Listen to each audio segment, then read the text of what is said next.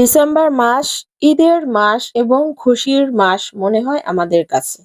December মাস আসলে ঈদের মতো কেনাকাটা শুরু হয়ে যায়। আজকেও চলে আসলাম দ্বিতীয় দিন ঈদ কেনাকাটার জন্য।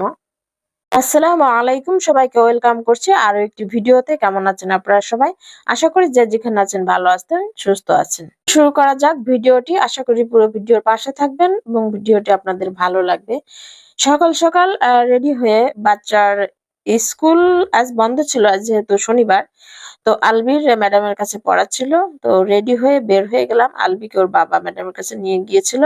তো ম্যাডামের কাছ থেকে নিয়ে এসে পড়া শেষ করে তারপর মার্কেটে চলে আসলাম আমরা দুজনে।